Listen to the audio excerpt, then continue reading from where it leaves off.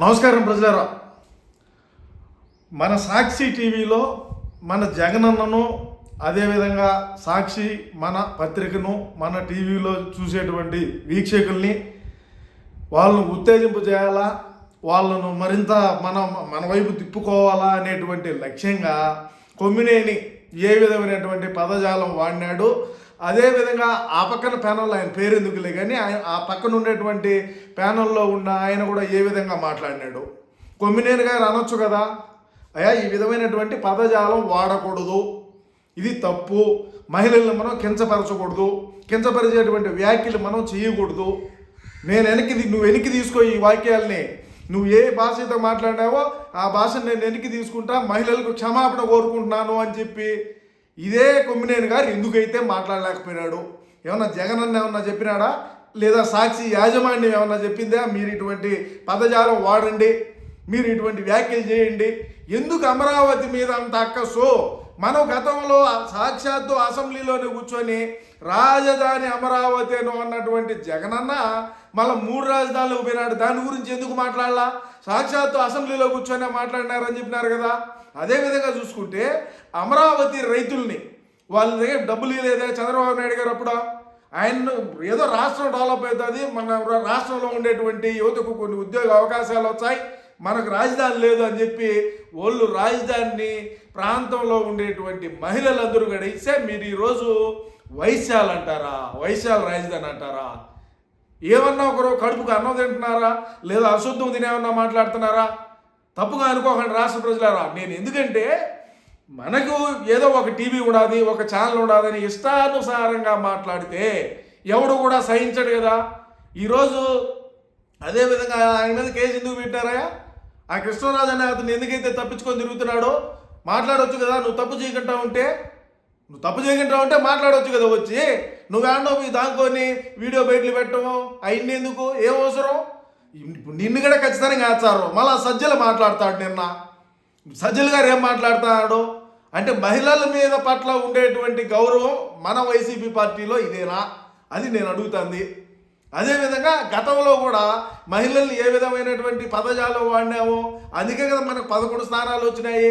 మరి ఈరోజు మనం ప్రతిపక్షంలో ఉన్నాము, 11 స్థానాలు మనకు రాష్ట్ర ప్రజానీకం ఇచ్చినారు. ఇచ్చినప్పటికీ కూడా ఏమైనా మళ్ళీ ఏమన్నా మార్పు ఏమన్నా ఉన్నదా?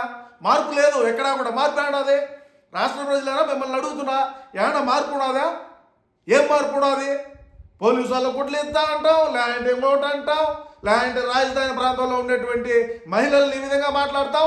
మరి ఈరోజు నువ్వేం తప్పు చేయకుండా ఉంటే జడ్జి గారు ఎందుకయ్యా నీకు రిమైండ్ వేస్తాడో?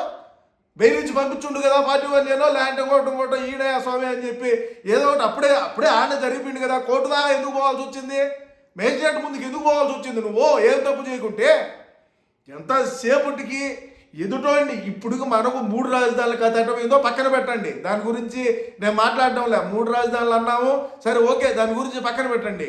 కానీ మేము మన వైసీపీ పార్టీ వాళ్ళు అధికారం లేకపోయినప్పటికీ కూడా అమరావతి ప్రాంతంలో ఉండేటువంటి మహిళల మీద దేనికంత అక్కసు, ఏ విధంగా లాఠీ చార్జ్ చేయించినాడు మహిళల మీద, ఏ విధంగా కడుపుల మీద తన్నారు కదా, మనం అందరం చూసినాం కదా. ఇప్పుడు రాజధాని ప్రాంతంలో ఉండేది ఎవరు ఎక్కువ? ఎస్సీలే కదా ఉండేది, ఎస్సీలే కదా ఉండేదంట. మరి మీరు దానికి ఎందేందో మాట్లాడటం, వాడు ఒకటి పొగడాగాన్ని తీసుకొని వచ్చి ప్యానల్లో కూర్చొని పెట్టడం, మీ ఇష్టానుసారంగా మాట్లాడటం, ఈరోజు జైలుకు పోవటం, మళ్ళీ దాని మీద జగనన్న ఒక ట్వీట్ పెట్టడం, మళ్ళీ సజ్జులు వచ్చి మాట్లాడటం, అమ్మన్ రాంబాబు వచ్చి మాట్లాడటం, ఆర్కే రోజా వచ్చి మాట్లాడటం, పేరు నాని వచ్చి మాట్లాడటం. ఈ అవసరమా?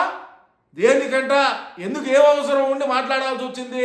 వీళ్ళందరూ కూడా అదే అమరావతి రాజధాని ప్రాంతంలో మహిళల మీద దాడులు జరుగుతున్నాయి, మహిళల మీద పోలీసులు విచక్షణారహితంగా కొడుతున్నారు, మహిళల్ని కడుపుల మీద తన్నారు, మహిళల్ని పోలీసు జీవులు ఎక్కించినారు.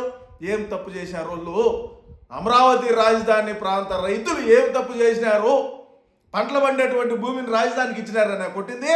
ఆ రోజు ఎందుకు మాట్లాడలే? ఆర్కే రోజా వచ్చి యాండ్ నిద్రపోతా ఉన్నింది, ఆమె యాండ్ నిద్రపోతా ఉన్నింది, మంత్రిగా ఉన్నింది కదా. ఆ రోజు బయటికి ఎందుకు వచ్చి మాట్లాడాలి ఆర్కే రోజా గారు? మీరు ఈరోజు మహిళల్ని కించపరిచి మాట్లాడినారు అని చెప్పి నువ్వు ఈరోజు మీడియా ముందుకు వచ్చి మాట్లాడుతున్నావే తల్లా. మరి ఆ రోజు ఎందుకు మాట్లాడలేదు? ఆ రోజు నువ్వు ఒక మహిళవే కదా, నువ్వేం మగవాడు కాదు, నువ్వు మహిళవే కదా. మరి ఆ రోజు మహిళల్ని కించపరిచి మాట్లాడినప్పుడు తమరు ఎక్కడ ఏ కలుగులో దాక్కొని ఉన్నారు? ఎందుకు బయటకు వచ్చి మాట్లాడాలా? అంటే జగనన్నను మెప్పించేదానికా? లేదు జగనన్నను ఇంకేమన్నా మనకేదన్నా డిప్యూటీ సీఎం ఇచ్చాడనా, లేకపోతే ఏమన్నా ముఖ్యమంత్రిని చేస్తాడనా? ఏదైనా సరే ఈ జగనన్నకే చెప్తున్నా, నువ్వు ఆ రోజు దేనికైతే బయటకు వచ్చి మాట్లాడాలా, ఈరోజు ప్రతి ఒక్క దానికి స్పందించినావే.